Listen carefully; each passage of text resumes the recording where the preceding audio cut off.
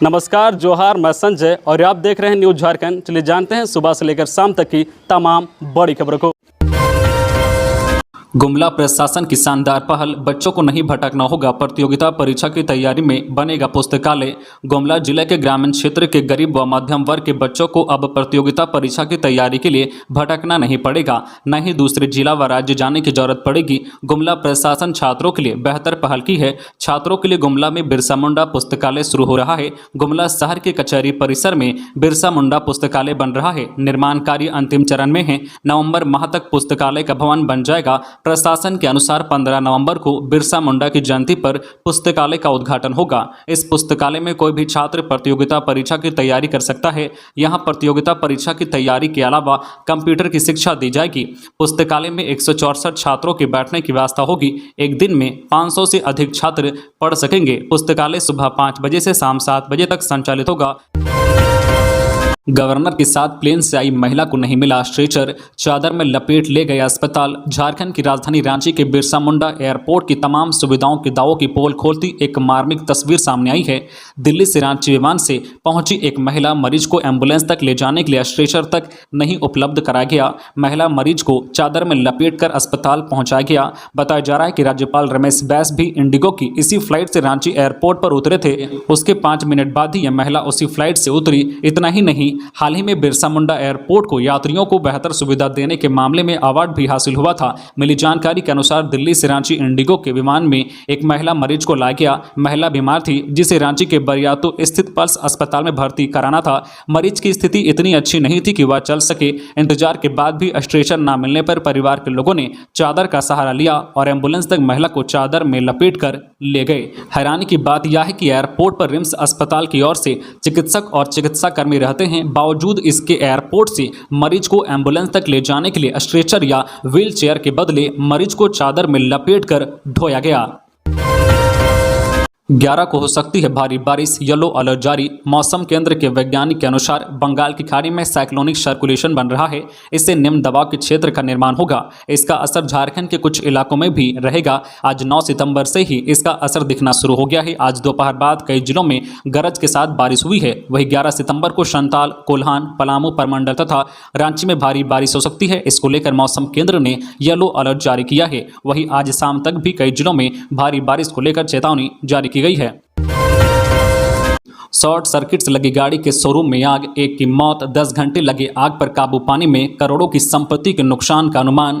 राज्य के पलामू जिला मुख्यालय मेदिनीनगर में एक दोपहिया के शोरूम में शॉर्ट सर्किट से लगी आग में एक वृद्ध की मौत हो गई, जबकि करोड़ों की संपत्ति के नुकसान का अनुमान है। आग गुरुवार की देर रात लगी, जिसे नियंत्रण करने के लिए दमकल की गाड़ियों को बुलाया गया और लगभग 10 घंटे की मशक्कत के बाद आग पर काबू पाया जा सका। दरअसल 3 मंजिला बिल्डिंग में शोरूम संचालित हो रहा था, जिसके ग्राउंड फ्लोर पर शोरूम और उसके पीछे हिस्से में वर्कशॉप था, जबकि ऊपर के तल्ले पर शोरूम के मालिक सपरिवार रहते थे। शॉर्ट सर्किट से लगी आग ने शोरूम, वर्कशॉप व मकान को पूरी तरह से अपनी चपेट में ले लिया। आग इतनी भयावह थी कि उसे बुझाने के लिए पड़ोसी जिले लातेहार गढ़वा से फायर ब्रिगेड की गाड़ियां बुलानी पड़ी। आग लगने की भनक सबसे पहले शोरूम के मालिक सतीश साहू की मां शारदा देवी को लगी। नीचे के तल्ले में आग लगे होने के कारण सभी छत पर चले गए, लेकिन शारदा देवी नीचे ही रह गई। आग के धुएं के कारण उनका दम घुट गया। किसी तरह उन्हें छत पर लाया गया। फिर पड़ोसी के छत से सीढ़ी लगाकर सभी को नीचे उतारा गया। शारदा देवी को अस्पताल ले जाया गया, जहां इलाज के क्रम में उनकी मौत हो गई,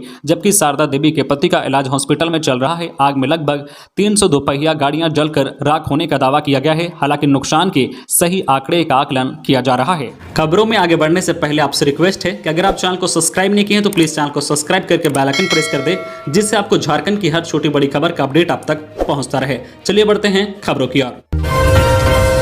पलामू में उजाड़ गए महादलित परिवारों से मिले विधायक सरयू राय, कहा घटना से राज्य की छवि हुई खराब। बिहार की तर्ज पर झारखंड में भी महादलितों के लिए कानून बनाने की जरूरत है। मुरुमातू की घटना ने महादलितों की समस्याओं को उजागर किया है। ऐसे कई महादलित हैं जिनके साथ ये घटनाएं हो रही हैं। यह बात जमशेदपुर पूर्व के विधायक सरयू राय ने कही। सरयू राय पलामू के पांडु थाना क्षेत्र के मुरुमातू में शुक्रवार को पीड़ित महादलित परिवार से मिलने पहुंचे और उन्होंने पीड़ित परिवारों से उनका हाल जाना और उनकी समस्याओं को सुना। विधायक सरयू राय ने महादलितों को आश्वासन दिया है कि वह पूरे मामले में झारखंड के मुख्यमंत्री से मुलाकात करेंगे और उनकी समस्याओं को रखेंगे। टाटा स्टील ने किया बोनस का ऐलान, 4,58,000 रुपये तक मिलेगा बोनस। टाटा स्टील में बोनस की घोषणा कर दी गई है। प्रबंधन और यूनियन के बीच शुक्रवार को बोनस समझौता पर हस्ताक्षर हुआ। समझौता के अनुसार इस वर्ष टाटा स्टील के कर्मचारियों में कुल 317 करोड़ रुपए जो है बटेंगे। इसके साथ ही कर्मियों को 20,000 रुपये का गिफ्ट अलग से दिया जाएगा। टाटा स्टील के कुल 23,710 कर्मचारियों और अधिकारियों में इस राशि का वितरण किया जाएगा। JCERT 10वीं से 12वीं के दोनों टर्म की परीक्षा का सिलेबस तय। 8वीं से 12वीं बोर्ड परीक्षा लेने की तैयारी झारखंड सरकार ने शुरू कर दी है। झारखंड शैक्षिक अनुसंधान व प्रशिक्षण परिषद JCERT ने दोनों टर्म का सिलेबस तैयार कर लिया है। नवंबर दिसंबर में पहले टर्म की परीक्षा होगी, जबकि मार्च अप्रैल 2023 में दूसरे टर्म की वार्षिक परीक्षा होगी। JCERT ने दोनों टर्म के syllabus Jharkhand academic council JAC को भेज दिया है। जैक अब मॉडल प्रश्न पत्र जारी करने से लेकर परीक्षा में प्रश्न पत्र तैयार करने और परीक्षा लेने की कार्रवाई करेगा। सिमडेगा के कुशल जैन को 379वां रैंक, माता पिता को दिया उपलब्धि का श्रेय। नीट की परीक्षा का रिजल्ट जारी कर दिया गया है, जिसमें सिमडेगा के कपड़ा व्यवसायी के पुत्र ने देश भर में 379वां रैंक जो है प्राप्त किया है, जिसके बाद कुशल और उनके परिजनों को बधाई देने वालों का तांता लग गया है। रिश्तेदार और जिलावासियों ने उसे और उनके परिजनों को बधाई दे रहे हैं। कुशल जैन ने नीट की परीक्षा में 720 में से 690 अंक प्राप्त किया। कुशल जैन सिमडेगा के जिला मुख्यालय स्थित कपड़ा व्यवसायी पवन जैन का पुत्र है। सिमडेगा जहां की अधिकांश आबादी अभी भी ग्रामीण क्षेत्र में निवास करती है, जहां अभी भी मूलभूत सुविधाओं जैसे शिक्षा और स्वास्थ्य का घोर अभाव है। ऐसे में कुशल की यह उपलब्धि जिला के हजारों बच्चों और अभिभावकों के लिए प्रेरणा स्रोत है। कुशल जैन अपनी इस उपलब्धि का श्रेय अपने माता पिता और परिवार को देते हैं। सनसनी, धनबाद के झरिया में मां बेटे का शव मिला। धनबाद के झरिया थाना क्षेत्र के फुलारी बाग में मां और बेटे का शव मिलने से क्षेत्र में सनसनी फैल गई।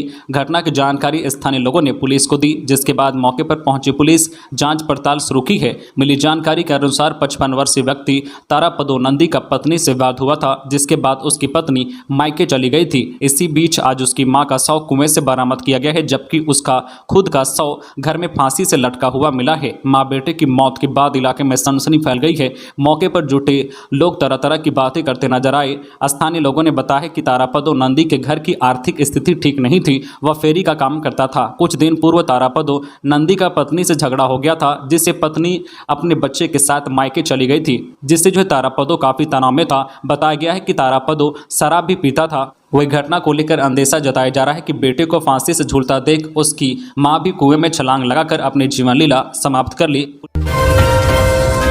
रांची जिला प्रशासन की अपील, राशन कार्डधारी अगस्त महीने का कर ले राशन का उठाव। राजधानी रांची के राशन कार्डधारी आज शुक्रवार से ही अपने नज़दीकी राशन डीलर से अगस्त महीने का खाद्य अन्न उठाव कर सकते हैं।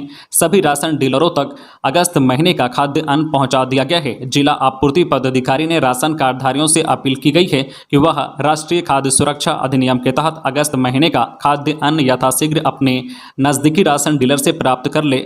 रांची में राशन कार्डधारियों को बैकलॉग खाद्य अन्न भी जल्द से जल्द उपलब्ध करा दिया जाएगा। जिले में जून और जुलाई महीने के खाद्य अन्न का उठाव हो गया है, लेकिन तकनीकी कारणों से वितरण में विलंब हो रहा है। आगामी कुछ दिनों में तकनीकी कारणों को दूर कर राशन कार्डधारियों को जून और जुलाई महीने का भी खाद्य अन्न उपलब्ध कराया जाएगा। फिलहाल जिले में अगस्त और सितंबर महीने के खाद्य अन्न का उठाव जारी है। राशन कार्डधारी अपने नजदीकी डीलर से अगस्त महीने का राशन उठाव आसानी से कर सकते हैं। देवघर एयरपोर्ट में खत्म होगी फ्लाइट कैंसिल होने की समस्या, रनवे पर लगेगा IL सिस्टम। विजिबिलिटी कम होने से देवघर एयरपोर्ट पर फ्लाइट लैंडिंग नहीं करने व रद्द होने की समस्या जल्द ही खत्म होने वाली है। देवघर एयरपोर्ट के रनवे पर इंस्ट्रूमेंट लैंडिंग सिस्टम लगाए जाने की प्रक्रिया शुरू की गई है। एयरपोर्ट अथॉरिटी ऑफ इंडिया ने देवघर एयरपोर्ट में इंस्ट्रूमेंट लैंडिंग सिस्टम लगाने के लिए रनवे का सर्वे पूरा कर लिया है। एयरपोर्ट अथॉरिटी ने मिनिस्ट्री ऑफ सिविल एविएशन व DGCA को प्रस्ताव भेज दिया है। DGCA में प्रक्रिया तेजी से पूरी की जा रही है। 15 दिनों के अंदर इंस्ट्रूमेंट लैंडिंग सिस्टम ILS लगाने का कार्य चालू होने की संभावना है। सिस्टम को लगने में 1 माह का समय लग सकता है। इंस्ट्रूमेंट लैंडिंग सिस्टम लगने से पायलट की जो है रेटिंग के अनुसार काफ़ी कम विजिबिलिटी में भी जो फ्लाइट को लैंडिंग कराया जा सकता है। देवघर एम्स हो सकता है झारखंड के किसी शहीद के नाम पर, मंत्री बन्ना गुप्ता ने लगाई मुहर। स्वास्थ्य मंत्री बन्ना गुप्ता ने गुरुवार को नेपाल हाउस में अधिकारियों के साथ विभागीय योजनाओं की समीक्षा की और आवश्यक दिशा निर्देश दिए। उन्होंने रेनपास समेत विभिन्न अस्पतालों में दवाओं की कमी, नए पदों पर नियुक्ति और सभी मेडिकल कॉलेजों में संसाधनों की कमी के बारे में जानकारी ली। अधिकारियों को निर्देश दिया गया है कि किसी भी अस्पताल में दवाओं की कमी नहीं होनी चाहिए। बैठक के बाद पत्रकारों को बताया कि केंद्रीय स्वास्थ्य मंत्री डॉक्टर मनसुख मंडाविया से देवघर एम्स का नाम राज्य के किसी शहीद महापुरुष के नाम पर रखने का आग्रह किया गया है ताकि यहां के शहीदों को सम्मान मिल सके। कहा कि कैबिनेट की बैठक में 1900 नए पदों के लिए स्वीकृति प्रदान की गई है। इस स्वीकृति के आधार पर सभी मेडिकल कॉलेजों के लिए 100 चिकित्सकों के पद पर बहाली की प्रक्रिया शुरू की जाएगी।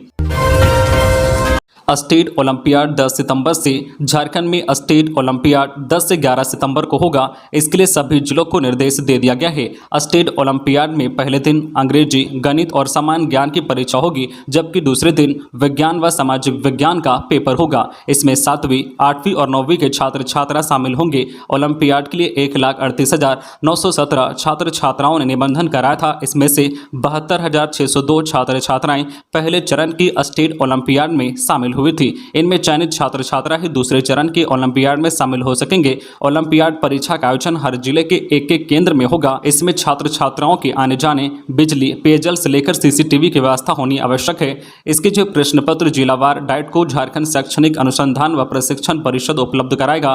JCERT के निदेशक किरण कुमार पासी ने इसका विस्तृत गाइडलाइन जारी कर दिया है। तो ये थी आज की झारखंड की टॉप बड़ी खबरें। इसी तरह झारखंड की हर छोटी बड़ी खबर देखने के लिए आप हमारे चैनल न्यूज झारखंड चैनल को सब्सक्राइब करके बेल आइकन प्रेस कर दीजिए, जिससे आपको झारखंड की हर छोटी बड़ी खबर का अपडेट आप तक पहुंचता रहे।